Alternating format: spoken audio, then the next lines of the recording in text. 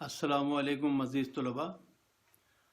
آج ہم 7ویں کلاس کا سبق نمبر 10 جس کا عنوان ہے مسدس حالی. تو مسدس حالی سے جو اقتباسات ہیں تو آج ہم اس کی مشق کریں گے. تو چلتے ہیں اسکرین کی جانب تاکہ اسکرین پہ جا کے میں آپ کو یہ تمام مشق میں آپ کو جا کے کرا سکوں. تو چلتے ہیں اسکرین کی جانب. عزیز طلباء، ہم اسکرین پہ آ گئے ہیں اور اب ہم 7ویں کلاس کا سبق نمبر 10 جس کا عنوان ہے مسدس حالی سے انتخاب، آج ہم اس کی مشق کریں گے. تو شروع کرتے ہیں. سوال نمبر 1، درج ذیل کے مختصر جواب تحریر کریں. پہلا سوال ہے، بطحا کے پہاڑوں سے گھٹا اٹھنے سے کیا مراد ہے؟ تو اس کا جواب ہے کہ بطحا مکہ معظمہ کا ہی نام ہے. بطحا کے پہاڑوں سے گھٹا اٹھنے سے مراد ہے کہ ہمارے پیارے نبی صلی اللہ علیہ وآلہ وسلم پر پہلی وحی غار حرا میں نازل ہوئی تھی اور آپ صلی اللہ علیہ وآلہ وسلم نے مکہ کی پہاڑی پر چڑھ کر اپنے نبی ہونے کا اعلان کیا تھا. نمبر 2 سوال، ٹیگس اور گنگا کہاں ہیں؟ تو اس کا جواب ہے کہ ٹیگس انلس اسپین میں، یہ انلس جو ہے وہ اسپین کا نام، جب نیا نام اسپین ہے. ٹیگس اسپین میں ایک دریا کا نام ہے اور گنگا ہندوستان میں بہنے والے دریا کا نام ہے. اگلا سوال ہے کہ آبی اور خاکی سے کیا مراد ہے؟ تو اس کا جواب ہے کہ آبی اور خاکی سے مراد ہے اللہ کی تمام مخلوق، چاہے وہ پانی میں رہتی ہو یا زمین پر. اگلا سوال ہے، امیوں سے کون لوگ مراد ہیں؟ امیوں سے کون لوگ مراد ہیں؟ تو اس کا جواب ہے کہ امیوں کا مطلب ہے وہ لوگ جو لکھنا پڑھنا نہ جانتے ہوں. یعنی جو اسلام جب آیا تو جو جن لوگوں نے، یعنی ہمارے حضور اکرم حضرت محمد صلی اللہ علیہ وسلم امی تھے. یعنی یہ بھی اللہ، دیکھیے کہ اللہ تعالیٰ کا ایک معجزہ ہے کہ وہ کتاب اللہ تعالیٰ نے نازل فرمائی ہمارے پیغمبر حضرت محمد صلی اللہ علیہ وسلم پر، جو خود لکھنا پڑھنا نہیں جانتے تھے، لیکن وہ چیز ان کے اوپر آئی، نازل ہوئی، جس نے دنیا کو بدل دیا اور آج تک اس کا جواب کوئی پیدا نہیں کر سکا. تو یہ اصل میں معجزہ ہے، یہ بھی ایک معجزہ ہے. اگلا سوال ہے کہ عرب اور عجم سے کون سے ممالک مراد ہیں؟ تو اس کا جواب ہے کہ عرب وہ خطہ جہاں عربی بولی جاتی تھی اور عجم سے مراد وہ ممالک جن کی زبان عربی نہیں تھی. عجم کے معنی گونگے کے بھی ہیں، یعنی وہ زمانے میں عربی سمجھتے تھے کہ چونکہ ان کی زبان بڑی فصیح و بلیغ تھی تو وہ سمجھتے تھے کہ ہم لوگ جو ہم سے بولنے والے لوگ ہیں اور جن کی زبان عربی نہیں ہے، وہ ان کی مثال ایسے ہے جیسے کہ گونگے ہوں. اگلا سوال ہے کہ ڈوبتی ناؤ کو سنبھالا دینے کا کیا مطلب ہے؟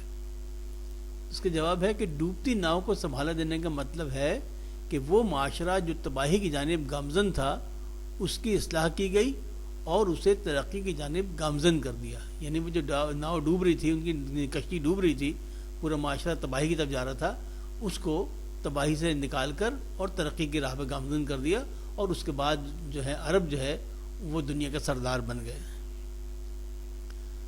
توحید مطلق سے کیا مراد ہے؟ جواب اس کا، توحید مطلق سے مراد ہے اللہ کی وحدانیت پر ایمان، یعنی اللہ ایک ہے اور اس کا کوئی شریک نہیں. یہ ہے توحید مطلق. بدوں میں نیکیوں کا غلغلہ ہوا، اس کی وضاحت کریں. بد کہتے ہیں، آپ سمجھتے ہیں بد کیسے کہتے ہیں؟ بروں کو، یعنی برے لوگ. بروں میں نیکیوں کا غلغلہ ہوا. اب اس کا جواب یہ ہے کہ بدوں میں نیکیوں کا غلغلہ سے مراد ہے کہ وہ لوگ جو ہر طرح کی برائیوں میں مبتلا تھے ان کی کایا پلٹ گئی، ان کی کایا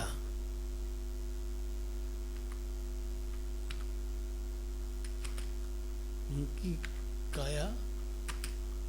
کی کایا پلٹ گئی اور وہ نیکیوں کی جانب راغب ہو گئے.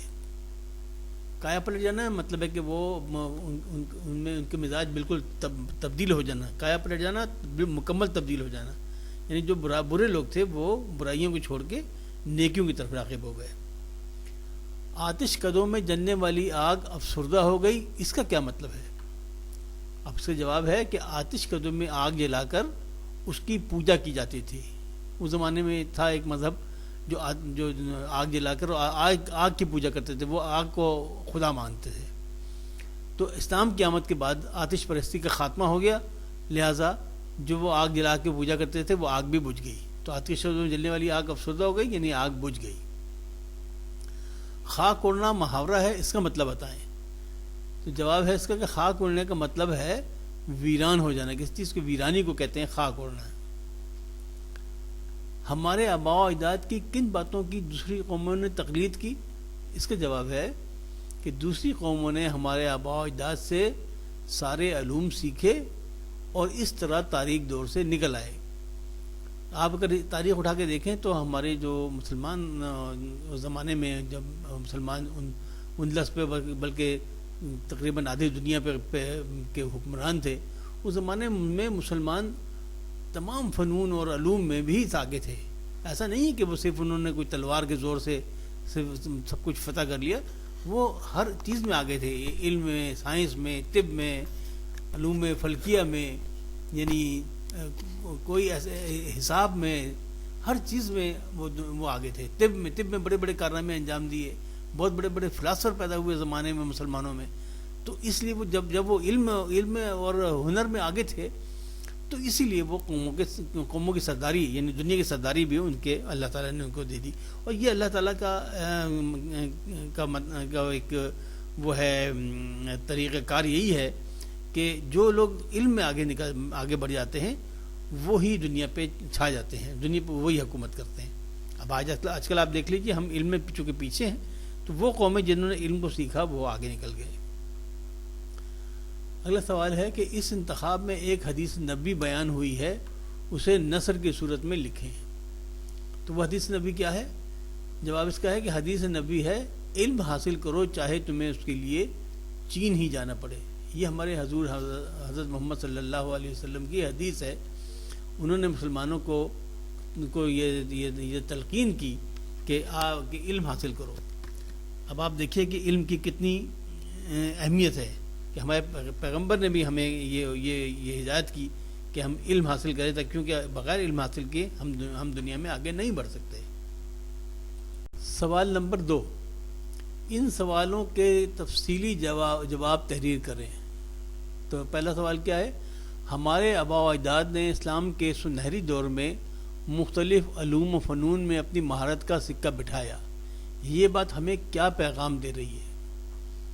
تو اس کا جواب کیا ہے کہ ہمارے آباء و اجداد نے اسلام کے سنہری دور میں مختلف علوم و فنون میں اپنی مہارت کا جو سکہ بٹھایا تھا، تو یہ بات ہمیں پیغام دے رہی ہے کہ علم ہماری کھوئی ہوئی میراث ہے اور اس کو واپس حاصل کرنے کے لیے ہمیں علم حاصل کرنا چاہیے اور پھر اسی بلندی پر پہنچنا چاہیے جہاں ہمارے آباء و اجداد ہوا کرتے تھے، یعنی دنیا میں سب سے آگے. دوسرا ہے کہ آج دنیا میں کون سی قومیں آگے ہیں، ان کے آگے ہونے کی کیا وجہ ہے؟ تو اس کا جواب ہے کہ آج دنیا میں غیر مسلم قومیں آگے ہیں اور اس کی وجہ یہ ہے کہ مسلمانوں نے اپنی میراث یعنی علم و ہنر کو چھوڑ دیا اور فرقوں میں بٹ کر آپس میں ایک دوسرے سے لڑ جھگڑ کر اپنی توانائیاں اور اپنے وسائل ضائع کر رہے ہیں، جبکہ غیر مسلم قوموں نے ہمارے ہی علم کو آگے بڑھایا اور علم و ہنر میں ہم سے آگے بڑھ گئیں اور آج ہم ان کے محتاج ہیں. اگلا ہے جناب کہ مسلمان کس طرح دنیا میں اپنا کھویا ہوا وقار اور عظمت حاصل کر سکتے ہیں؟ تو سیدھا جواب ہے اس کا کہ مسلمان اپنے اندر اتحاد پیدا کر کے اور علم و ہنر میں ترقی کر کے اپنا کھویا ہوا مقام اور عظمت حاصل کر سکتے ہیں.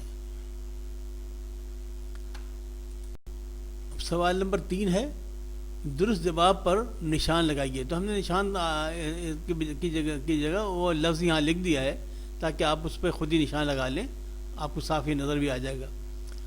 تو پہلا ہے جناب کہ گھٹا ایک پہاڑوں سے ڈیش کے اٹھی. تو کیا اس ڈیش میں آپ نے کیا لکھنا ہے؟ بطحا. بطحا سے پہاڑوں سے بطحا کے اٹھی, یعنی بطحا مکہ کا پرانا نام ہے بطحا. اگلا ہے جو ٹیگس پہ گرجی تو گنگا پہ برسی. ٹیگس دریا جو اندلس میں ہے دریا, اس کا نام ٹیگس ہے, اور گنگا جو ہے وہ انڈیا میں ہے. تو یہاں کے صحیح لفظ کیا ہوا یہاں پہ؟ گنگا. اگلا ہے کیا ڈیش نے جہاں میں اجالا. کس نے کیا؟ حاجیوں, مومنوں, امیوں, مسلموں. تو کیا کس جواب اس کا کیا ہے؟ امیوں. کیا امیوں نے جہاں میں اجالا. اگلا ہے جناب ہوا جس سے اسلام کا ڈیش. کیا نام اونچا, نام بالا, کام بالا یا بول بالا. تو صحیح لفظ کیا ہے؟ بول بالا. ہوا جس سے اسلام کا بول بالا. اگلا ہے جناب کہ رہے اس سے محروم ڈیش. کیا ڈیش میں کیا اس کی چوائسز ہیں؟ آبی نہ خاکی, بے عربی نہ اجمی, جیم شرقی نہ غربی, دال ترکی نہ تازی. تو کیا صحیح لفظ کیا ہے؟ آبی نہ خاکی. رہے اس سے محروم آبی نہ خاکی. اگلا سوال ہے جناب کہ ہر ایک ڈوبتی ناؤں کو جا ڈیش. کیا جا نمبر 1 الف نکالا, بے اچھالا, جیم سنوارا یا دال سنبھالا. تو صحیح جواب ہے سنبھالا. یہاں نہیں گیا, یہاں لکھ دیا ہے سنبھالا. اگلا سوال ہے کہ لگی خاک سی اڑنے سب ڈیش میں. اس ڈیش میں کیا کے چوائسز کیا ہیں؟ نمبر 1 مندروں, نمبر بے آتش کدوں, جیم بت کدوں, دال معبدوں. تو اس جو مسدس ہے, مسدس حالی, اس کے مطابق صحیح جواب ہے معبدوں. معبدوں کا مطلب ہے عبادت گاہیں. خاک لگی خاک سی اڑنے سب معبدوں میں, سب عبادت جو اللہ کے علاوہ اور ایسی جگہ جہاں اللہ کے علاوہ اور بتوں کی اور ان کی پوجا کی جاتی تھی, وہاں خاک اڑنے لگی. اگلا ہے جناب کہ ڈیش میں بے مثل و یکتا ہوئے وہ. اس ڈیش میں کیا چوائسز کیا ہیں؟ کیا چار جو انہوں نے دیے کہ آپ ان میں سے کون سا مناسب ہے, وہ کیا ہے؟ نمبر الف سیاست, بے فلاحت, جیم تجارت یا دال سیاحت. تو جو مسدس کے حساب کے میں جو لکھا گیا اس کے مطابق یہاں لفظ آئے گا فلاحت. فلاحت کسے کہتے ہیں؟ فلاحت کہتے ہیں کھیتی باڑی کو, یعنی کھیتی باڑی میں بے مثل و یکتا ہوئے وہ. فلاحت میں بے مثل و یکتا ہوئے وہ.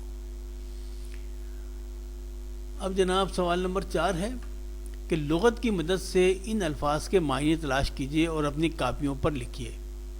الفاظ کیا ہیں؟ امی, کھلبلی, افسردہ, پچھڑنا, ساغر, جویا, فلاحت, مصفہ, فرسخ. تو جناب والا اب اس کے ہم جواب جو الفاظ کے معنی وہ نیچے میں لکھ دی ہیں. امی کہتے ہیں اس شخص کو جو لکھنا پڑھنا نہ جانے, یعنی لکھنا پڑھنا نہ جاننے والا, اسے کہتے ہیں امی. جاہل نہیں کہتے, جاہل مت کہیے گا کبھی بھی. امی کا مطلب جاہل نہیں ہے. جاہل تو وہ ہے جو کسی چیز کو جانتا ہی نہ ہو. امی کا مطلب ہے لکھنا پڑھنا نہ جاننے والا. تو اس میں بڑا فرق ہے. لکھنا پڑھنا نہ جاننا اور چیز ہے, اور جاہل ہونا دوسری چیز ہے. تو امی کا مطلب ہے لکھنا پڑھنا نہ جاننے والا. کھلبلی کہتے ہیں اضطراب یا پریشانی کو. کھلبلی کہتے ہیں نا بڑی کھلبلی پڑ گئی لوگوں میں, تو کھلبلی کیا؟ اضطراب ہوتا ہے, پریشانی. افسردہ کہتے ہیں اداس کو. کوئی اداس ہو تو اسے کہتے ہیں بڑا افسردہ ہے. پچھڑنا کہتے ہیں شکست کھا جانے کو. کہتے ہیں نا کہ اس نے اس کو پچھاڑ دیا, فلاں پہلوان نے فلاں کو دوسرے اس کو پچھاڑ دیا. پچھڑنے کا مطلب ہے شکست کھا جانا. ساغر کہتے ہیں پیالے کو. جویا کہتے ہیں تلاش کرنے والے کو. جویا جیم واو پیش ہے. جویا کا مطلب ہے تلاش کرنے والا. فلاحت کا معنی ہے کھیتی باڑی. مصفہ، مصفہ کہتے ہیں صاف ستھرے کو، صاف ستھرا ہو تو اسے کہتے ہیں مصفہ۔ فرسخ، فرسخ جو ہے یہ ایک فاصلے کا پیمانہ ہے، 1.5 کوس کے لیے استعمال ہوتا تھا زمانے میں، یہ تقریباً یہ 1.5 کوس جو ہے یہ 3 میل کے برابر ہوتا ہے، 3 میل کے برابر ایک فرسخ۔ اگلا جواب سوال نمبر 5 ہے، جملوں میں استعمال کریں۔ کون سے الفاظ ہیں؟ بول بالا، آتش کدہ، کھلبلی، خاک اوڑھنا، حکمت، گمشدہ، یکتا۔ تو اب جناب ہم نے اس کو استعمال کے جملوں میں پہلا لفظ ہے بول بالا۔ تو اس کا جملہ ہے کہ اسلام کے سنہری دور میں مسلمان سائنسدانوں نے اسلام کا بول بالا کر دیا۔ دوسرا لفظ ہے آتش کدہ۔ تو آتش کدہ کا جملہ ہے کہ اسلام کے آنے کے بعد آتش پرستوں کے معبدوں کے آتش کدہ سرد ہو گئے۔ اگلا لفظ ہے کھلبلی۔ کھلبلی کا جو جملہ ہے وہ یوں ہے کہ پاکستان کے ایٹمی دھماکوں کے ٹیسٹ سے دشمن ملکوں میں کھلبلی مچ گئی۔ اگلا لفظ ہے خاک اوڑھنا۔ خاک اوڑھنا اس کا جملہ ہے کہ تاریخ بتاتی ہے کہ کل جہاں شہر آباد تھے اب وہاں خاک اڑتی ہے۔ اگلا لفظ ہے حکمت۔ حکمت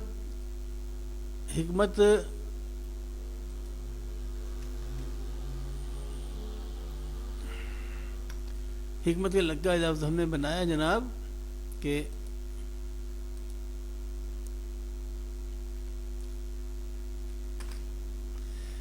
حکمت کی بات یہ ہے کہ اپنے غصہ پر قابو رکھو۔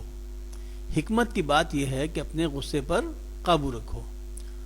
گمشدہ کا جملہ ہے کہ علم مسلمانوں کی گمشدہ میراث ہے، یعنی ہمارا ورثہ میراث کہتے ہیں جو باپ دادا کی جائیداد کو، تو علم ہمارے مسلمانوں کی ہی گمشدہ میراث ہے۔ یکتا یعنی یکتا کا مطلب یہ ہوتا ہے کہ اپنے فن میں اس کا کوئی ثانی نہ ہو، یکتا کوئی ثانی نہ ہو۔ ایک زمانہ تھا کہ مسلمان ہر فن میں یکتا تھے۔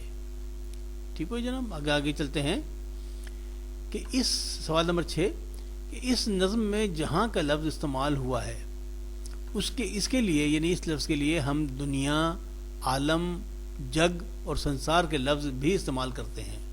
یعنی جہاں کا مطلب یہ جو تمام الفاظ ہیں، دنیا، عالم، جگ، سنسار، اس کا مطلب بھی جہاں ہی ہے۔ اچھا، وہ آگے پوچھتے ہیں کہ آپ 2 اور لفظ بتائیں جو ہم پہاڑ کے لیے استعمال کرتے ہیں۔ تو پہاڑ کے لیے ہم کون سے لفظ استعمال کرتے ہیں؟ پربت اور کوہ۔ کہتے ہیں کوہ دامن، یعنی پہاڑ اور اس کے جو گھاٹیاں ہوتی ہیں، تو یہ دامن کوہ آپ نے سنا ہوگا پنڈی میں، دامن کوہ یہ پہاڑ کا دامن۔ تو کوہ جو ہے یہ بھی پہاڑ کے لیے استعمال ہوتا ہے، کوہ اور پربت یہ بھی پہاڑ کے ہی نام ہیں۔ تو بچوں اب آگے جو انہوں نے کہا ہے کہ اس نظم کو زبانی یاد کریں، ظاہر ہے وہ تو آپ نے یاد کرنا ہے۔ مولانا الطاف حسین حالی کا شمار اردو کے اہم شعراء میں ہوتا ہے۔ یہ اشعار جو آپ نے ابھی پڑھے ہیں یہ ان کی کتاب مسدس مد و جزر اسلام، یعنی اسلام کا عروج و زوال، مد و جزر اسلام۔ مد و جزر کہتے ہیں یہ جو سمندر میں لہریں آتی ہیں نا اور واپس چلی آتی ہیں، اس کو کہتے ہیں مد و جزر، یعنی اسلام کی جو کا اوپر آنا اور واپس چلے جانا، یہ ہے مراد اس سے۔ مد و جزر ویسے سمندر کے لکی لہروں کے لیے استعمال ہوتا ہے کہ جو لہریں آتی ہیں اور واپس چلی جاتی ہیں، تو اسے کہتے ہیں مد و جزر۔ اچھا، مد و جزر اسلام سے لیے گئے ہیں۔ حالی نے مسدس مد و جزر اسلام میں اسلام کے عروج و زوال کی کہانی بڑے دردمندانہ انداز میں بیان کی ہے۔ اپنے اسکول کی لائبریری سے یہ کتاب حاصل کریں اور اس کا مطالعہ کریں۔ آپ یہ بھی اگر کتاب یہ لے کے پڑھیں گے تو اس میں اور بہت تفصیل آتا ہے، بہت سی تفصیل ہے، مسلمانوں کی پوری تاریخ سمجھو کہ نظم کی گئی ہے۔ تو بچے آج یہ سبق یہاں پہ ختم ہوتا ہے۔ ہم نے اس کی ریڈنگ بھی کر لی اور آج ہم نے اس کی مشق میں مکمل کر لی۔ عزیز طلباء، آج ہم نے یہ مشق ختم کر لی ہے۔ تو آج یہ جو 7ویں کلاس کا سبق نمبر 10 جو ہے یہ اختتام پذیر ہوتا ہے۔ اگلے سبق کے لیے آئندہ حاضر ہوں گے، تو اس کے لیے مناسب یہ ہے کہ آپ اس چینل کے کو تو سبسکرائب کر لیجئے اور بیل آئیکن کو دبا دیجیے تاکہ جو ہی میں نیا سبق لوڈ کروں آپ کو فوراً اس کی اطلاع ہو جائے اور آپ اس سے فائدہ اٹھا سکیں. لیکن ایک چیز کا خیال رکھیں کہ آپ نے اس میں نے پلے لسٹ بنا رکھی ہے ہر کلاس کی الگ الگ، یعنی 5ویں کلاس کی، 6ٹھی، 7ویں، 8ویں، 9ویں، 10ویں، 11ویں، 12ویں، ہر کلاس کی الگ الگ پلے لسٹ ہے. تو آپ اگر پلے لسٹ میں جائیں گے اور اپنی متعلقہ پلے لسٹ کو کلک کریں گے تو آپ کو اس کے سارے اسباق ایک ہی جگہ اکٹھے مل جائیں گے. تو آپ بجائے اپنا وقت ضائع کرنے کے آپ کوشش یہ کیا کیجیے کہ آپ پلے لسٹ میں جائیں اور پلے لسٹ میں جا کر اپنے جو متعلقہ سبق ہے جو آپ کو درکار ہے اس کو کلک کر کے آسانی سے آپ پڑھ سکتے ہیں. تو امید ہے کہ آپ میرے اس مشورے کو پہ عمل کریں گے اور اپنا جو مطلوبہ سبق ہے وہ فوراً حاصل کر سکیں گے. اگلے سبق کے لیے اجازت چاہتا ہوں. اللہ حافظ. ناصر فی امان اللہ.